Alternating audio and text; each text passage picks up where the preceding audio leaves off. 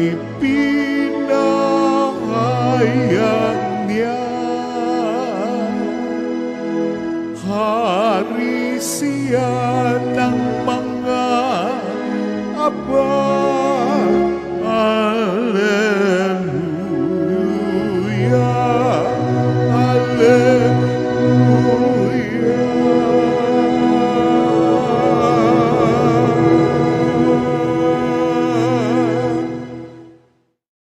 Sumainyo ang Panginoon. At sumaiyo rin. Ang mabuting balita ng Panginoon ayon kay San Lucas. Papuri sa iyo, Panginoon.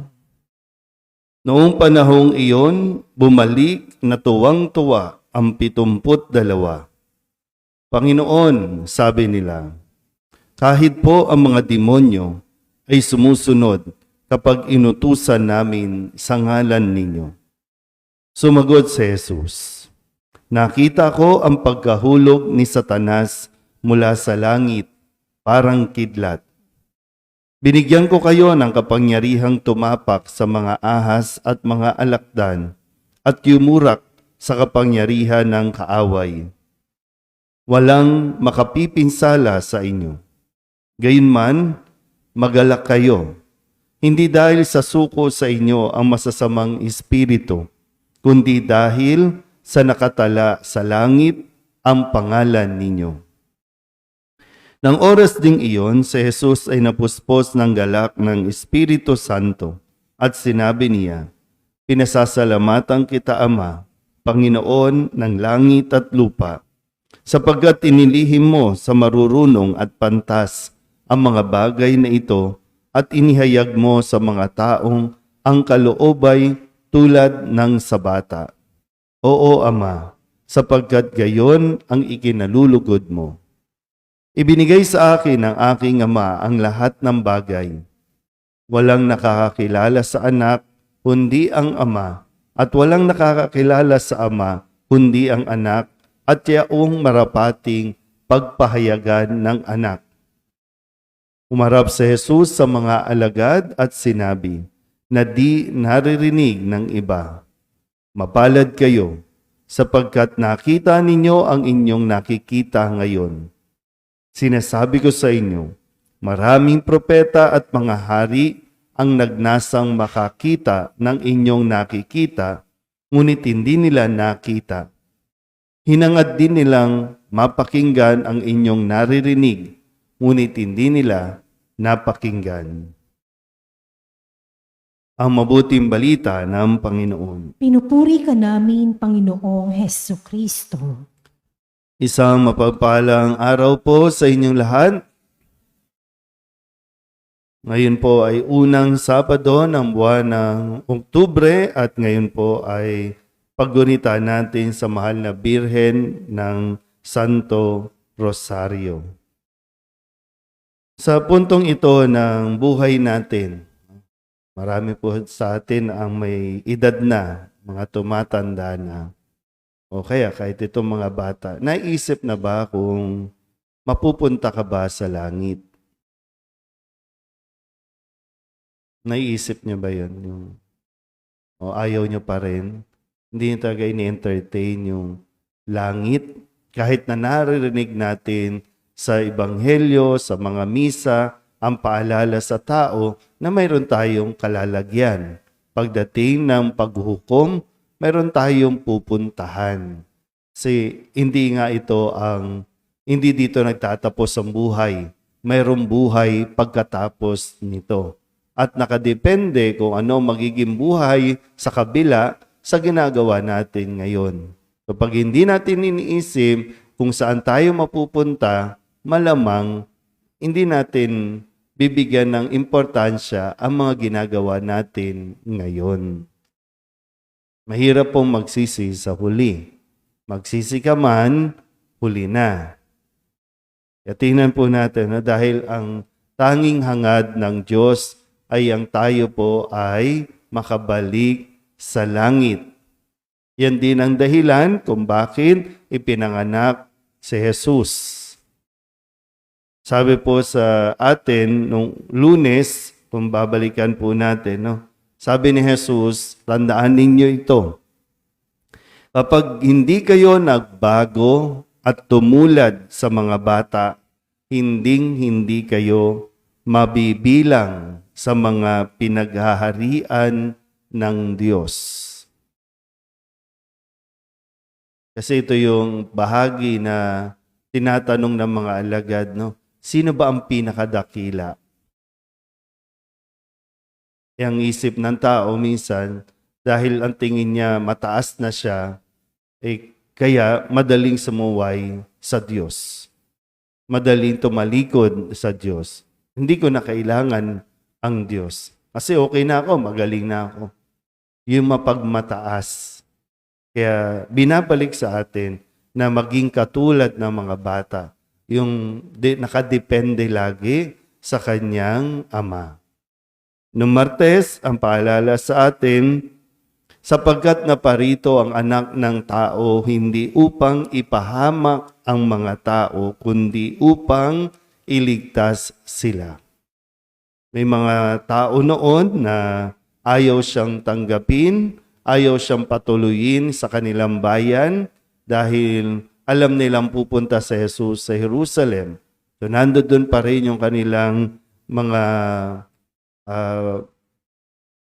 karanasan noon pa na hindi nila nakakalimutan. Kung kaya maging si Jesus na naparito para magpahayag ng paghahari ng Diyos ay tinanggihan pa rin nila. Nung Miyerkules, ang sabi naman sa atin, ang sinumang nag-aararo at palaging lumilingon ay hindi karapat-dapat sa paghahari ng Diyos. Kapag tayo'y tinawag ng Diyos at sumunod tayo sa Kanya, diretso lang ang tingin. Hindi pwedeng lingon ng lingon sa nakalipas, lingon ng lingon sa nakaraan. Matuto tayong mabuhay sa kasalukuyan na nakatingin sa hinaharap. At ang hinaharap natin ay langit. Para makarating tayo doon, diretso lang ang tingin.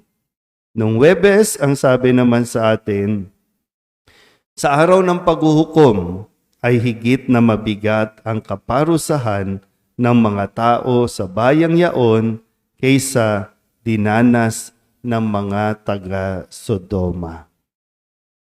Kahapon, sa pagpapatuloy po nito, na kung saan ay pumili pa siya ng 72 na isinugo niya ng dala-dalawa.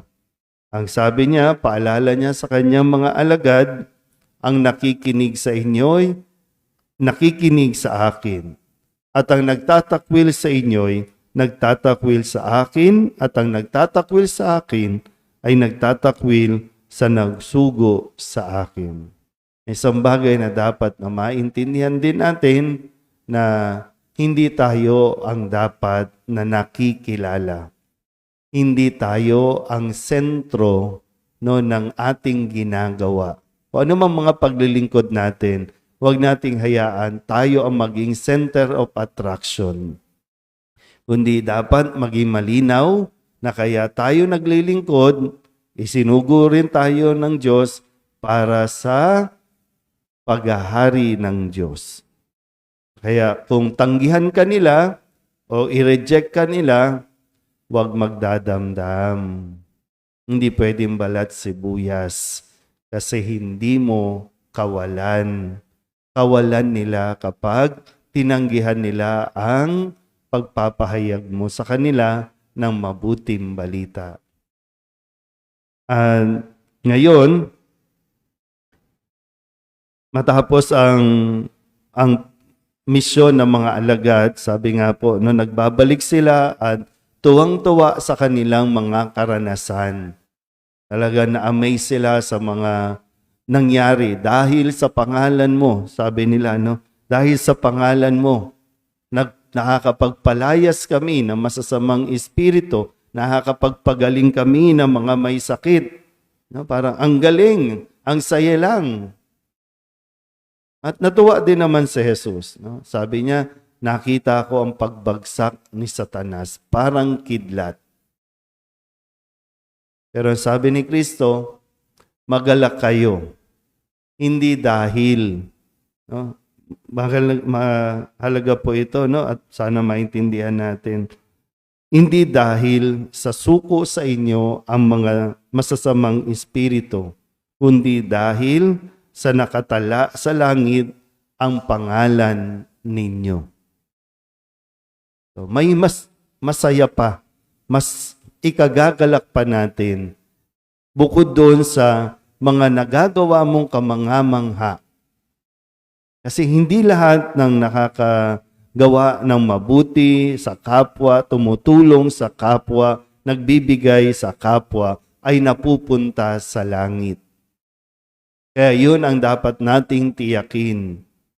Ano ang mga ginagawa ba natin ay magdadala sa atin sa langit? Kaya nga tanong ko kanina, naiisip nyo ba na mapunta sa langit? Kasi kung hindi rin lang naman, wag na tayong magsimba. Kasi hindi lahat ng nagsisimba napupunta sa langit. Mabuting gawain ang magsimba. Kaya nga binigay din sa atin si Maria. At si Maria nagbigay sa atin ng isang tulong, gabay, ang pagrorosaryo. At ang pangako niya, ang sinumang maging tapat sa pagdarasal ng Santo Rosario ay hindi niya hahayaang mapunta sa impyerno.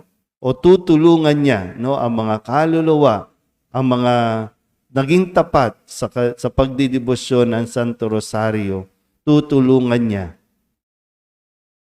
Nandyan lahat. Pero kailangan ikaw nga, naiisip mo ba?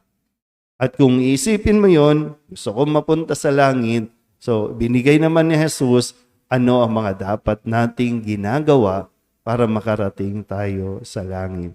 Hindi lang basta yung ginagawa, kundi yung ugali natin at yung ating mga nararamdaman.